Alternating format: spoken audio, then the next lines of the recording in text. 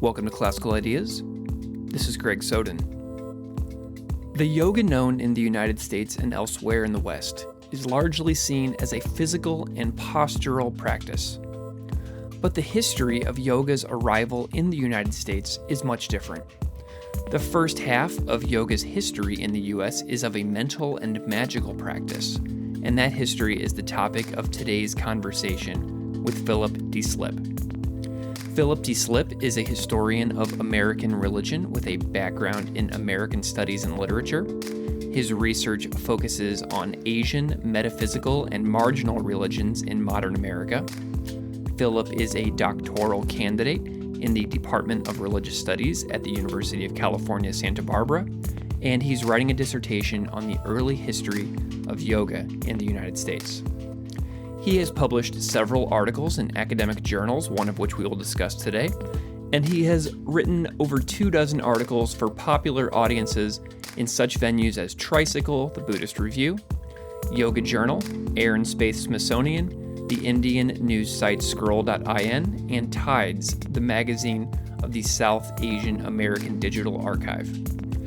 In this conversation, we specifically discuss his article, The Swami Circuit, Mapping the Terrain of Early American Yoga.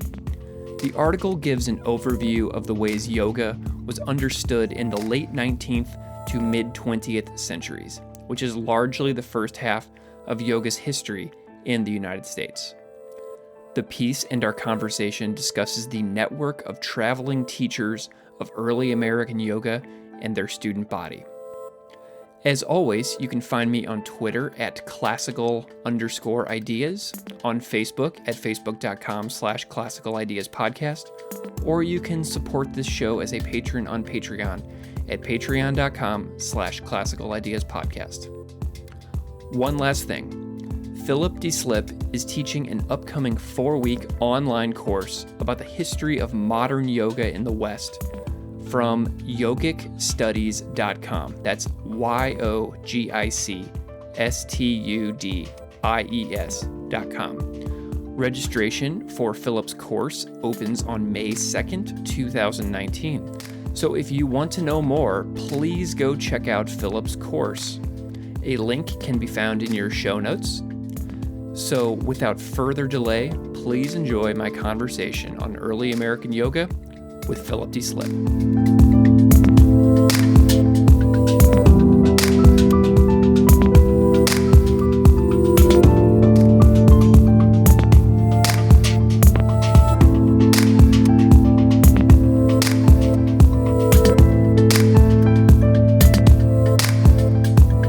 Philip Deslippe, thank you so much for coming on Classical Ideas. Thank you for having me.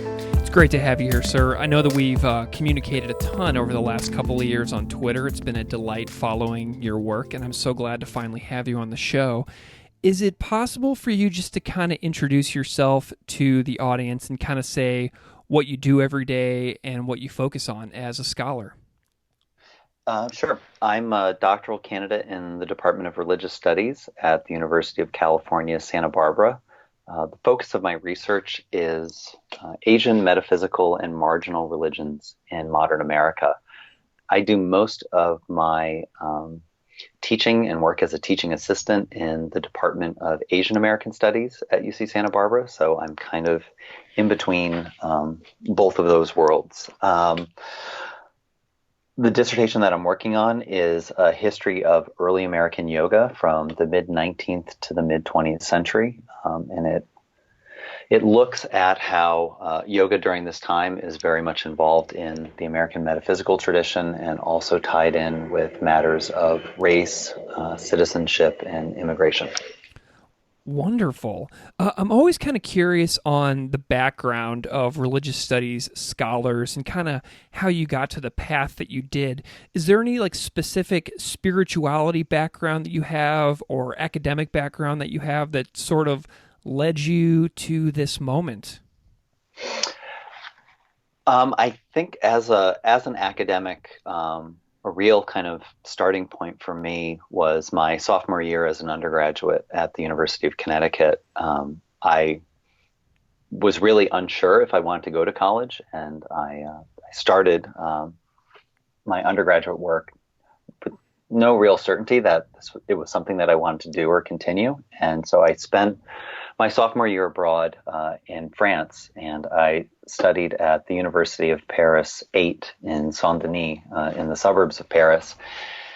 And I took a class with a woman named Viola Sachs, who headed a research cluster there on the study of the American imaginary. And I always think of her as the kind of professor that everyone should have when they go to college. She was just brilliant, and also creative and also unusual. And I was just fascinated. The very first class I took with her, she singled me out in front of the class and asked me how much of the Bible I knew, because the Bible was a key to decoding American literature.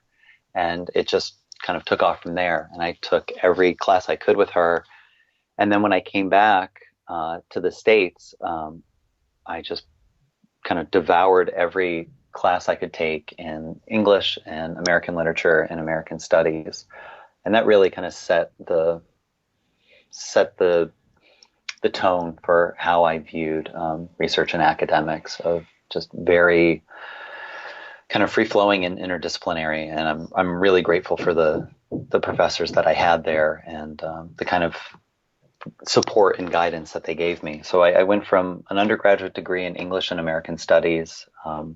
After some time off, I went to the University of Iowa, and I ended up jumping from an imploding American Studies department, and I got an MA directly through the graduate college in American religious culture. And then I transferred over to UC Santa Barbara, where I started pursuing the PhD in religious studies. I've always felt more at home in American studies and that kind of interdisciplinary work, but it became clear to me that I think in the ways that many other people who study religion found, is that religious studies is one of the few disciplines where religious subject matter can get taken seriously. And I found that, in many areas of American studies and otherwise, religion was not kind of taken seriously as a topic, or there weren't people who really focused on it the way that they did in religious studies. So I found myself being in a religious studies department mostly because of the subject matter I wanted to work with, not necessarily the discipline or the method. Having such formative and influential experiences in Paris, we're talking the day after the fire at Notre Dame, so I'd imagine that yesterday was a pretty interesting day for you as well, wasn't it? Yeah, I was thinking about Notre Dame, all day yesterday, and yeah, it was very intense. During the time that I spent in Paris, I would roughly estimate that I laid eyes on Notre Dame like several hundred times during those 9 months. It was just, it's a central fixture. And I remember, spending time reading books at Shakespeare and Company and walking out and seeing Notre Dame, getting food and seeing Notre Dame, walking from one place to the other and seeing Notre Dame. It was just always there. It was always a fixture. And it's a little hard to wrap my head around the fact that it's not there the way that it seemingly always had been. But I bought some copies of some Hemingway books at Shakespeare and Company in Paris in I think like 2008, and I had them stamped and embossed on the inside cover. And no matter how many books I ever trade away to used bookstores, I will never get rid of those copies. They'll stay with me forever, I think. Yeah, you have to keep it. I mean, it's one of those bookstores that really has not just a character of its own, but its own history and its own kind of life. I think it's in rare company, kind of like City Lights and the old Bodhi Tree bookstore in Los Angeles.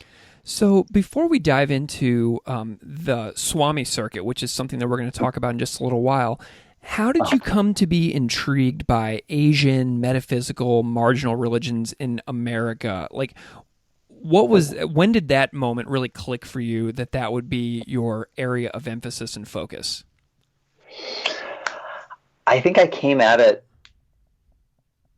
in two different directions. The candle was kind of burning at both ends. I was involved with a yoga group called 3HO for several years.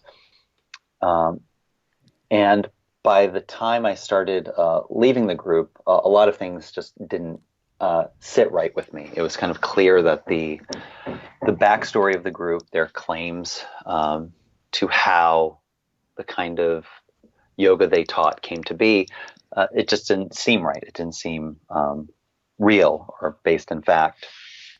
I also, as I started my master's program, I had a conversation with someone and they said, you should look into this guy, William Walker Atkinson. He wrote all these books on yoga really early under this weird pseudonym, Yogi Ramacharaka.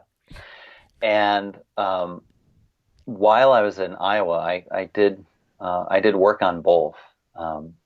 I really started delving into this figure, William Walker Atkinson, as I was developing chops as a researcher, as I was learning to negotiate archives and request materials and use online databases and resources. I started getting more and more into the life of William Walker Atkinson, and I started realizing that so many of the backstories that various people in various groups claim they're very modern, they're very recent, and they're made up, for lack of a more eloquent phrase. And so, as I started developing these research chops, looking into the life of William Walker Atkinson, I had a moment where I suddenly realized, what if I took those skills and I started applying them to that group, 3HO, and the kind of yoga that they taught, Kundalini Yoga. And so that was another big project that I embarked on in Iowa. And I tracked down dozens of people who were involved in 3HO during its early years in the late 60s and early 70s. I found the earliest publications that 3HO put out. I also, poured through thousands of postures and exercises and started comparing them.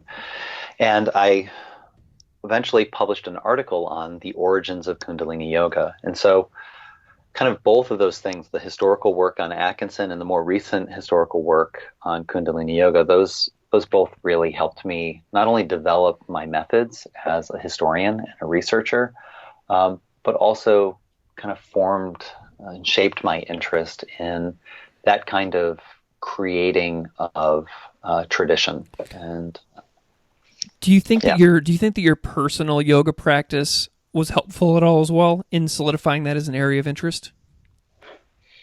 I think in part it did. Not,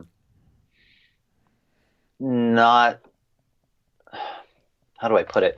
Not so much as this is an otherworldly or ancient practice that needs to be understood in order to be respected.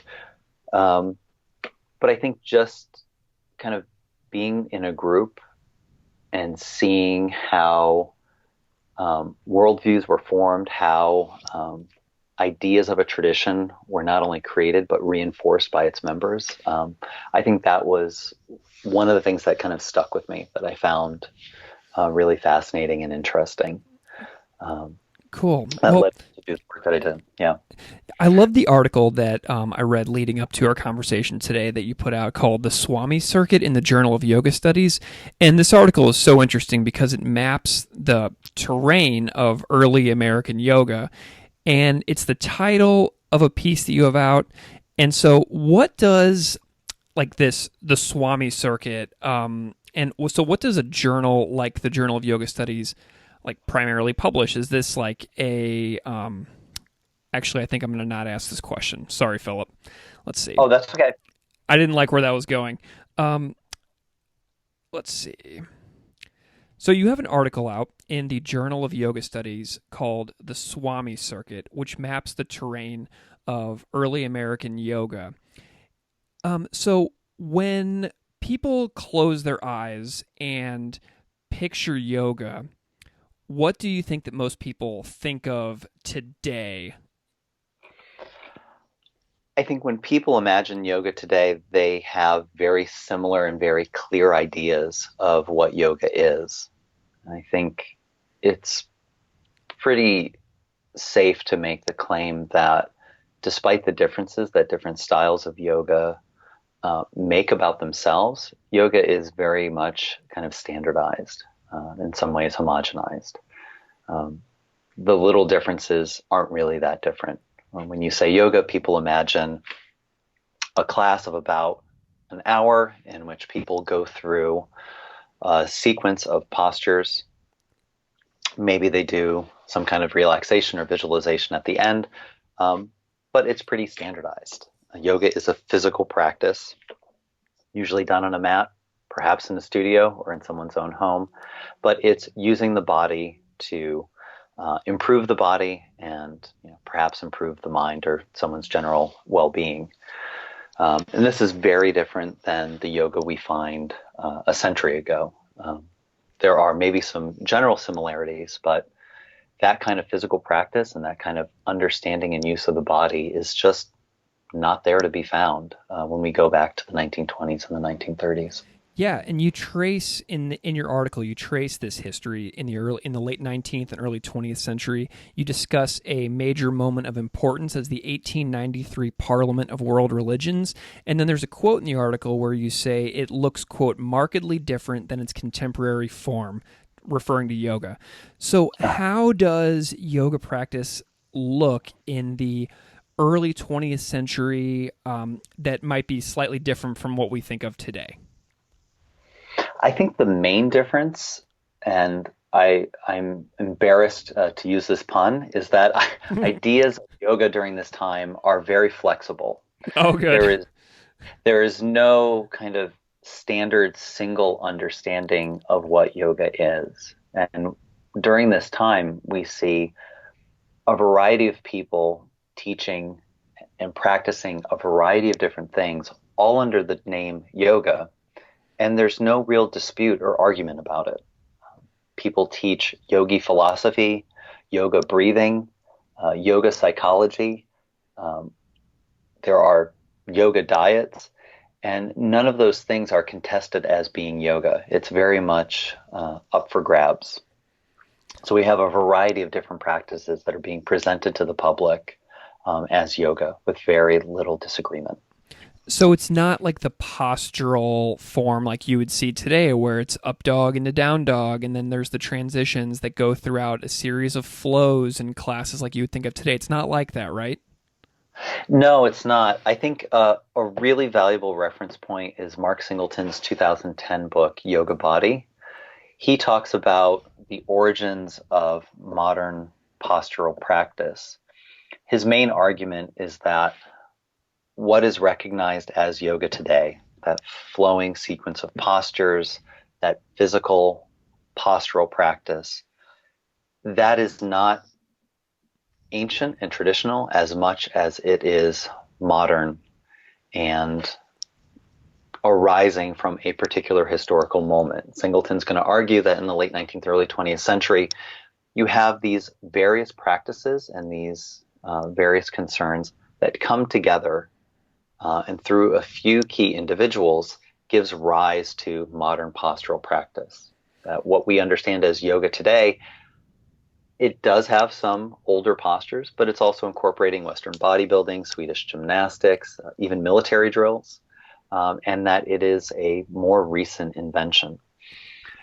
I am, in some ways, picking up the story around the same time in the United States, and I think my work complements Mark's work in that if postural practice is coming together in the early 20th century in India, then it would make sense that in the United States, we are not going to see postural practice during that time. There's going to be a period of time, a necessary period of time when it comes over.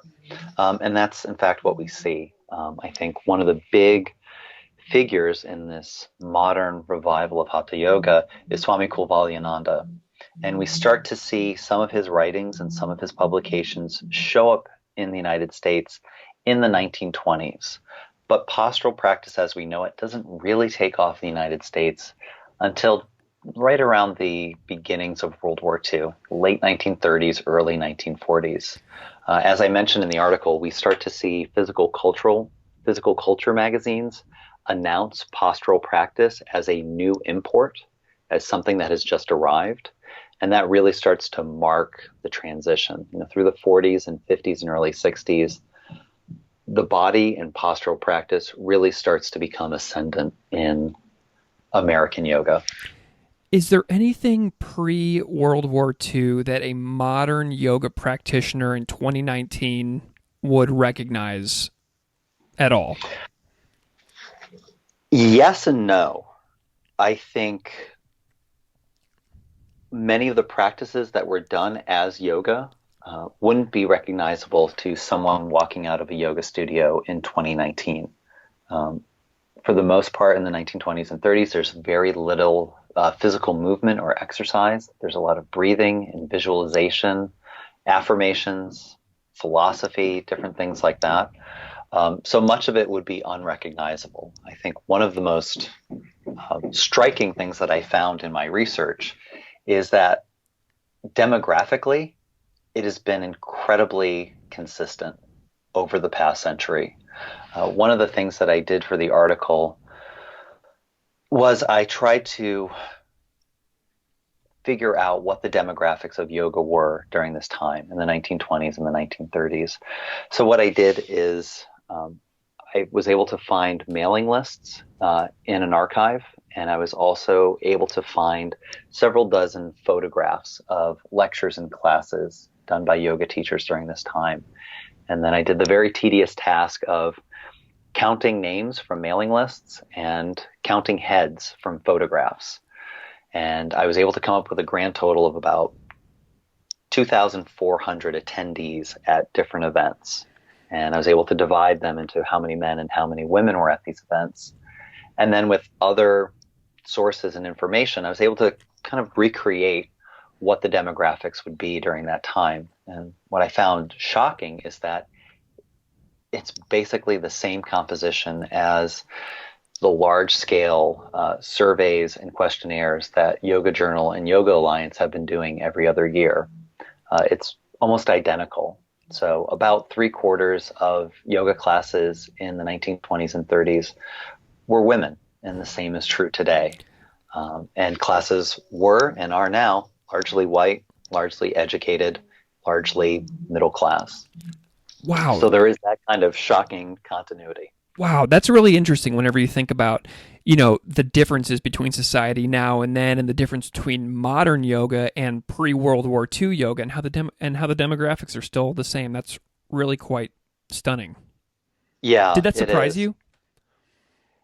Um, yes and no. I think when I really started to dig into the sources from the 1920s and 30s, what reporters were saying, looking at photographs, looking at mailing lists, looking at correspondences, it wasn't a shock to have actual statistics to show that early American yoga was mostly female, but to see the numbers and how closely they mapped onto numbers from 2016 and 2018, that was a bit shocking to see how comparable they were. So in this article, you dive into something called the Swami Circuit, and I absolutely love this because it kind of reminded me of like a traveling punk rock band or like a traveling Uh-huh. preacher or a carnival. Um, Uh-huh. so what exactly is this Swami Circuit? Can you describe it for the audience?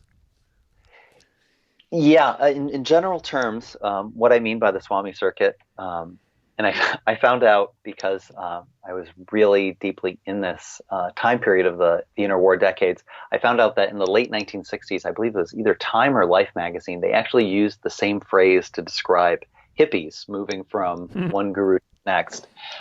In the sense that I use it, um, it describes how yoga teachers during the interwar decades overwhelmingly engaged with American audiences and made a living by traveling from city to city.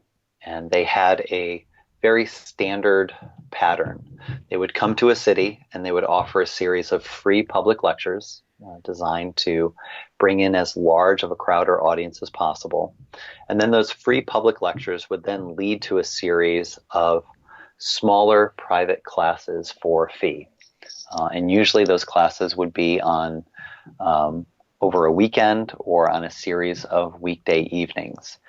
And then on occasion, those private classes would feed into dyadic relationships, one-on-one encounters between a teacher and a student or a client. And those could take the form of fortune telling, healing, counseling, life coaching, all sorts of different things. So there was this pattern that these teachers engaged in, and it is very similar from one to the other. And what I found over time doing research is that that was no coincidence, that these teachers were not only very well aware of each other and the kind of business and marketing that each other was engaged in, but there's also a lot of direct correspondence between teachers to the level of exchanging mailing lists and giving advice on what to do in what city and where to teach and who to contact. Something just jumped out at me. You mentioned the time period between the two world wars as being sort of like, a special time, a high water mark, if you will. What was it about that period that was special between those wars? I think the most obvious thing that marks that time is denaturalization. So the American government in 1923, in a famous case before the Supreme Court, they denied citizenship to a Punjabi Sikh man named Bhagat Singh Thind. And not only did they deny Thind citizenship, but they ruled that Asians were, quote, ineligible for citizenship. And so that meant if you were of Asian descent, under the law, you could not own property, you could not own a business, you did not have the rights of a citizen. And the government went even further, and it took away the citizenship of several dozen South Asian Americans who had previously become naturalized citizens. So in order to become naturalized, you had to renounce your previous citizenship and, swear your loyalty to the American government. And then when the American government takes away that American citizenship, you're left without any citizenship whatsoever. No protections as a citizen, and if you leave the country, good luck getting in anywhere because you have no citizenship. So that is a huge factor in pushing dozens of South Asian Americans into the profession of traveling metaphysical lecturer and yoga teacher. And we see this with archival evidence. There are many people who, in the wake of denaturalization, they take up this career, sometimes for a few months and sometimes for several years. It's not in the article, but I created a little kind of timeline chart of the number of classes and lectures that are being offered. And you see right in the wake of denaturalization, a few years after, there's just this tremendous spike, and this kind of circuit develops of all of these traveling teachers. And it makes sense that, the people who would become citizens, the people who would be affected most by denaturalization, they are the people who are most able to take up the mantle of this kind of career, highly educated, proficient in English. I want to talk a little bit about the some of the key words that you used throughout the article that really jumped out at me, like magical, supernatural, psychic abilities. And you write specifically, quote, yoga in the United States during the late 19th to mid-20th century was primarily seen not as physical and postural, like we talked about before, but as mental and magical. What do you mean by magical in this scenario? I think in a very basic way, people believed that yogis and swamis had the ability to influence our shared physical reality through supernatural powers. In some cases, people assumed that yogis had kind of supernatural physical health, but they also believed that they had the power to heal, to locate lost items, to find people's affinities or soulmates, to make changes in people's destiny or fortune, had the ability to see the future, read horoscopes, different things like that. And I think that's where seeing beyond key figures like Swami Vivekananda and Yogananda is important. The American public they thought that they were very familiar with India and with yogis and swamis. There is so much material within the realm of popular culture.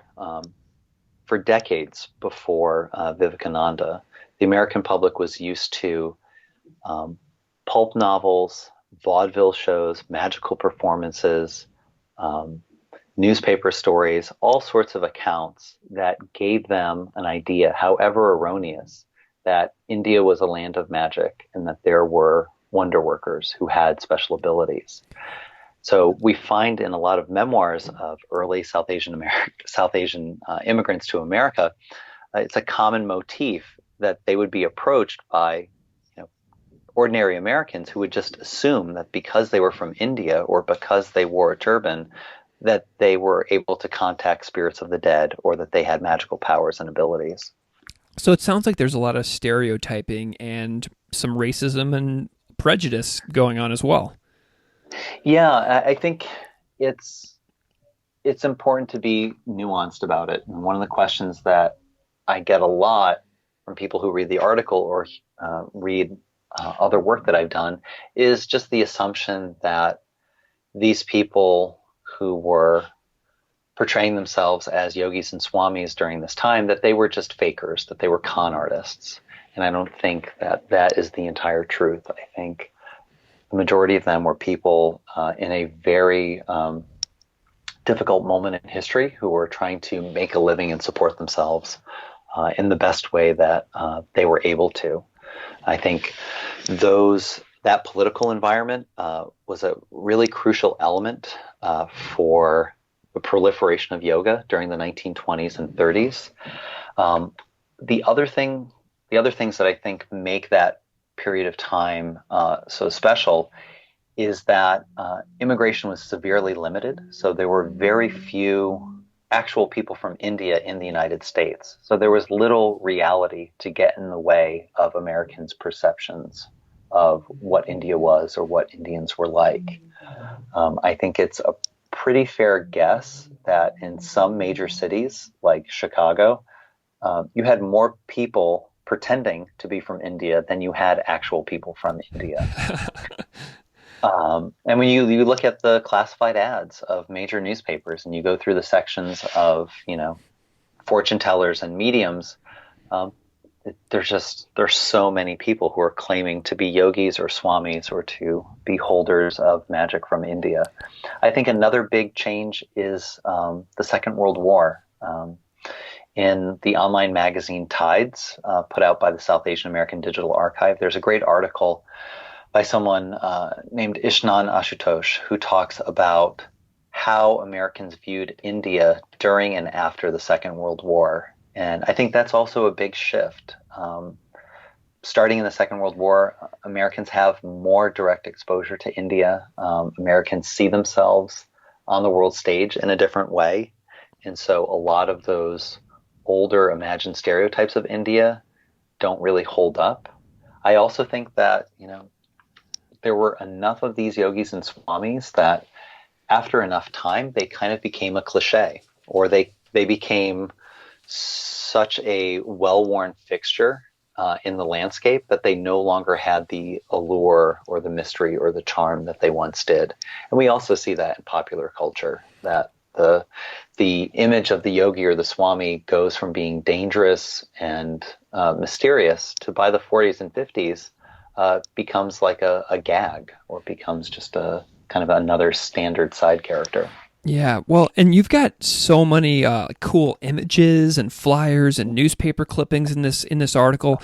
Can you tell me a little bit about it, like as a historian? Tell me about your efforts to uncover the booklets and ephemera and periodicals related to these time periods that you included. Like, what did you have to do to dig all these materials up?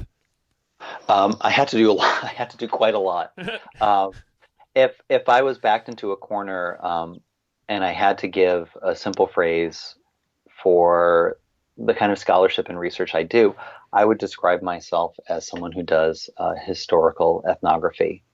Um, if I was an ethnographer who is working on a contemporary subject, I would be able to go to events, talk to people, observe, um, do interviews, do all that kind of stuff.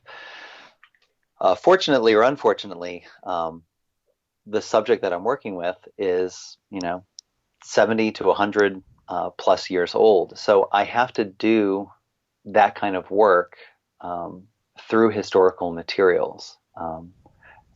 Unlike the claims of many of the people that I study, I can't summon up the spirits of the dead and talk to them and ask them questions. So I'm trying to reconstruct the networks and the worldviews of these people, and what they created and what they did and what they believed through historical sources and materials. Did you And have there any? really is. Sorry, go ahead. Oh, go. Oh, no, you go ahead. Did you find any like windfalls or like just absolute like deluges of source material in like a particular library or like a particular research day? Did you have any like really like good luck whenever you were in the research process? Yeah, yes and no. I think one of the things that became clear to me was that there was no single archive that would have everything that I needed. I'm not so much interested in doing a biography of a specific figure, but more kind of this kind of world and this phenomenon as a whole. There is one archive at Stanford, which is materials of a man named Devaram Sakul. But even that is not really enough. I know, from my own digging that there are some archives that kind of birthed dissertations or books. I'm thinking of, in particular, the International New Thought Alliance Archive in Arizona. They have the materials of this New Thought figure, Annie Ricks Millets. And when I went to the archive and I saw what they had, it suddenly dawned on me, this is why I was able to read a dissertation on Annie Ricks Millets. One place kept the material, and then someone could go to that, and then they had what they needed to write a dissertation. There is no kind of single archive. Even when there are archives, they're not enough. What I've tried to do is gather material from various places and then sort it and organize it so that I can make it usable. You mentioned you mentioned Devaram Sakul. I'm looking at that picture in your article of him presenting in three different like looks. One as a Hindu yogi, one as a Vedanta style Swami, and one as a Western occultist. Is that pretty common as well? I think it was. I think when we talk about sources for understanding this period of time, I think many of these teachers are themselves researchers and experts on this world. They're professionals. They're traveling around. They are dependent on their audiences for making a living. So they are going to be very savvy and very flexible with how they present themselves and what they offer to the public. When you are going to a different city every few weeks or every month, you're gonna get a very good handle on what your audiences expect, what they want, and what they respond to. And so I think Devaram Sakul is not alone in adjusting his image to his audience and trying out different looks and trying out different descriptions and different practices and different techniques. I've spoken to a few people recently. Nicole Kirk springs to mind. Duncan Ryukin Williams springs to mind. And we've talked about the fear and the paranoia felt by Protestant America during many decades of American society about losing power and influence. And indeed, your article mentions how yoga and Hinduism were seen as a foreign invading menace that threatened Protestant America. So in a lot of ways, we're kind of still dealing with this in the U.S., which is sad. But can you tell me a little bit about some of the backlash faced by yogis and swamis that you uncovered during your research? Yeah, I think one of the constants during this time is that there are always polemics that are made against yogis and swamis. These could take different forms. Many ministers, many church organizations went to great lengths to attack them in print. There were also numerous public scandals that revolved around different yogis and swamis. I think it's also important to acknowledge that there was also sarcasm and parody and mocking that was done of yogis and swamis in various realms of popular culture. When you add up all of the students of these various yogis and swamis, it's not a large number. I would estimate that you have, tens of thousands of students throughout the country. It's not very large at all. So I don't think it was any kind of genuine threat to Christian or Protestant America. I think it made a convenient target. I think nothing kind of solidifies one's identity than imagining an outside threat. And I think this is one of the functions that yoga had during this time for Protestant America. It was an easy target that could be lampooned, that could be attacked, and that could be used to reinforce what was held in common by various parts of Protestant America. So yoga was seen as something that was not only frivolous and faddish, but something that was self-centered. Many of the critiques on yoga said that the Americans who engaged in it, that they were doing it through their vanity or through wish fulfillment, since many of these yoga teachers were offering secrets to youth and longevity, or obtaining your desires. Many of the critiques against yoga during this time liked to depict yoga as something that would make people leave their families or drive people crazy. One of the most famous yoga scandals, which I wrote about for Tides, was on the governor of Oklahoma, who was impeached in no small part because of his involvement with the occult and in yoga in particular. But yoga made a very convenient target, and I think it worked both ways, where xenophobic attacks on immigration from India could be supported by tying immigration with yoga and how people perceived the religions of India. And at the same time, attacks on yoga teachers were supported by xenophobic attacks on immigration in general. So probably the most famous polemic of this time, Mabel Daggett's The Heathen Invasion of America, it's ostensibly an attack on yogis and swamis, but it's done through very kind of xenophobic rhetoric, where Mabel Daggett talks about, this invasion and this swarm, and she paints these kind of vivid pictures of yogis and swamis on American soil, and kind of desecrating and repurposing famous spots in America and famous landscapes. So I think those two things are very much linked together. Gotcha. And I was also thinking about gender as I was reading the article, because you write about these like women-only classes that swamis and yogis gave on things like beauty and love and relationships. And then you also talked earlier about the demographics, about how it was so heavily women-heavy classes and demographics. Was there any like abuse going on? Was there any you mentioned scandals? Is there any scandals as far as like sex goes or anything like that you found? Yeah, so the fact that these lectures and classes were made up predominantly of women, that was the easiest way for yogis and swamis to be attacked. And polemics against yoga often served more than one purpose. So many of the critiques on yoga relied on the fact that these teachers had female students. And it would go both ways. They would say that, these yogis and swamis are ridiculous, and our proof is that their followers are, women.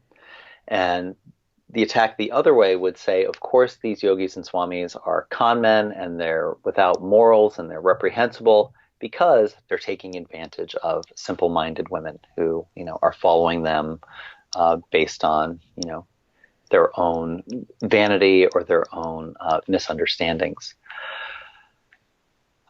The other kind of level of polemics and scandals were there were several cases where women either left their husbands or left their families to follow yoga teachers or swamis. There were also a few cases of disputed wills where women left large sums of money to organizations or yoga teachers. That was similarly attacked as the exploitation of women by these yoga teachers. I think when we dig into archival evidence, when we look at arrest reports and court records and lawsuits and other things, there are plenty of scandals back at this time in the 1920s and 1930s and earlier. I don't think it's a shocking revelation that when there's imbalances of power, that abuse will happen. Yeah, definitely. There is evidence of numerous yoga teachers having dalliances with female students, including some of the most kind of prominent names in that history. I mean, Yogananda kind of immediately comes to mind. I was able to see private letters that were sent between affiliates of Yogananda, and there's a lot of evidence that he was involved with many of his female students, like many other of these teachers were. A lot of these teachers ended up marrying American women and having wives in the United States, like Yogi Wasan, Bhagwan Singh Gyani. Others seem to have almost like crypto wives, that they would have secretaries who would travel with them. For various reasons, they were, to all extents and purposes, their spouses, but they were not officially married. So there's kind of a spectrum that's there. Interesting. Okay, so I keep thinking back to all these things that are springing to mind from this article. Like you write about a ton of like fortune telling and psychic reading and astrological forecasting and like divination with disembodied spirits and the like.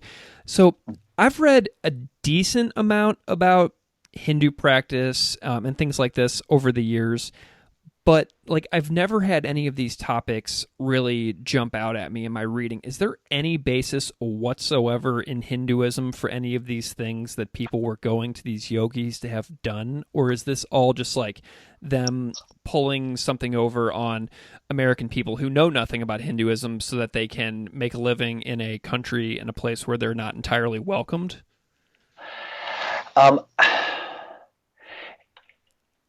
It's a bit of a difficult question because there is such a broad range and diversity within Hinduism and within yoga in particular, going back into antiquity, that if you want to find parallels, it's not difficult to find parallels. This is something that Jim Mallinson from SOAS talked about in a few online pieces, that if you are looking at different kind of new innovative yoga practices that are going on now, of course you can find older parallels.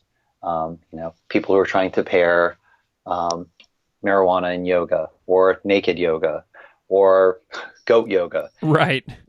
There's enough there that you can find a parallel. I think the most important question is, just because there's an analog, does that mean that there is a connection? Mm-hmm. Does that mean that there is an actual link?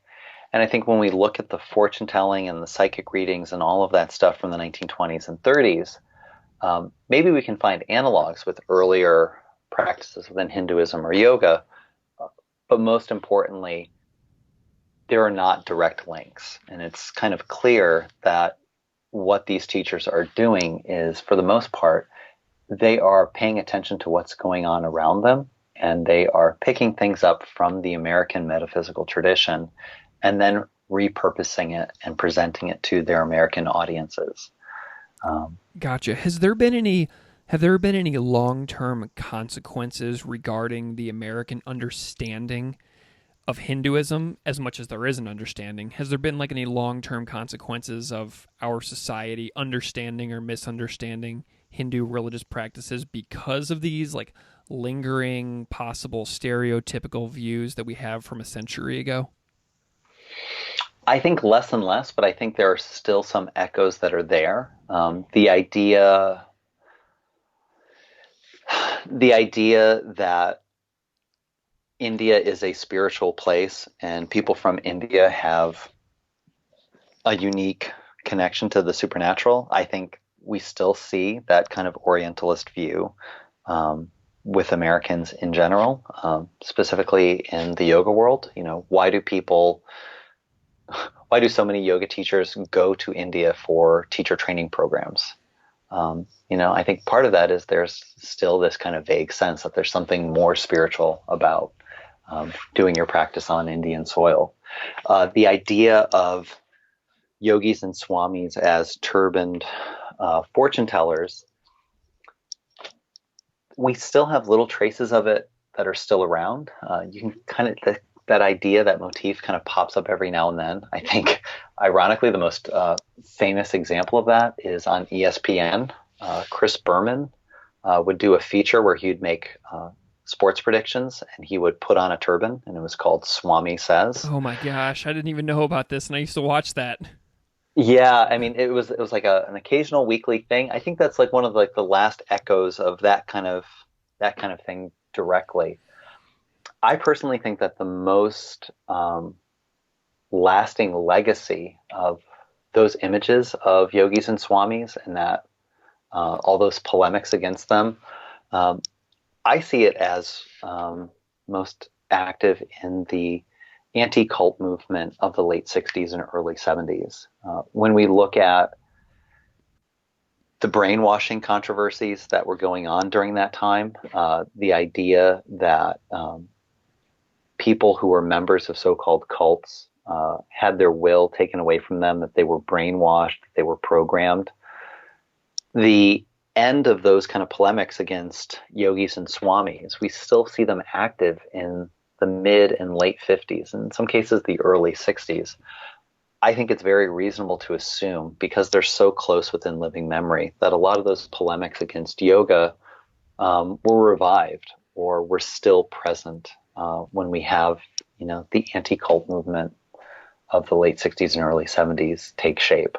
Something that I'm now curious about is I wonder if you could track the earnings of yoga teachers in the United States and compare the annual income of people who did their training in India versus people who did their training in the US, and see if they're able to turn that into some kind of additional profit for themselves based on where they did their training, I don't know. I mean, that might be tough, but I think it's definitely something that's there. I mean, when you go through Instagram and when you look at the bios of yoga teachers, that's definitely something that's featured and highlighted.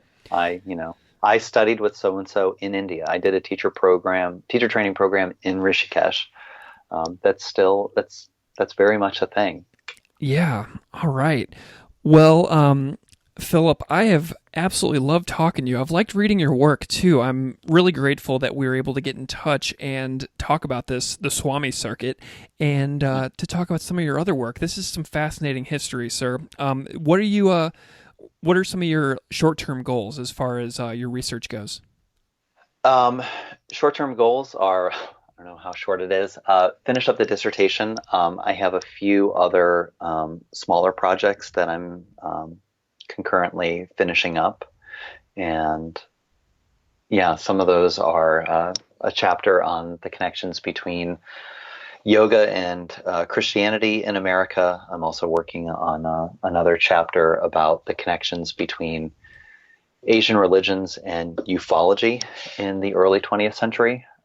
Why so many people who are interested in UFOs are also interested in Buddhism and Hinduism. Among other projects. Awesome. Where can people find you if they want to kind of follow along with what you're doing? I have a website, which is just my name, philipdslippe.com, and I make it a point to put on that website whatever I've published and whatever has come out. So all you need to do is go there and you can kind of track down the various things that I've published. Wonderful. Well, I will link to that in the show notes for anybody listening. You can find links to Philip's work in the show notes, so go find it. Philip Deslippe, this has been a real pleasure having you on the show. Thanks for coming on Classical Ideas. Thank you for having me.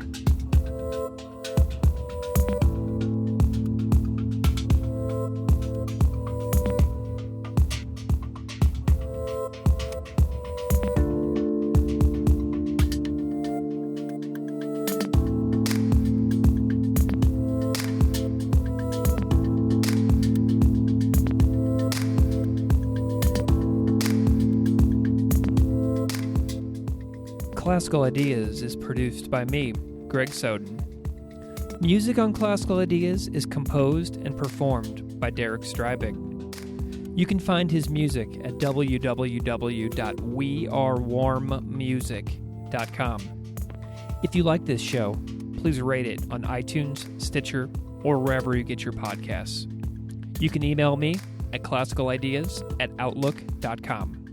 Or find me on Patreon at patreon.com/classicalideaspodcast. Thanks so much for listening.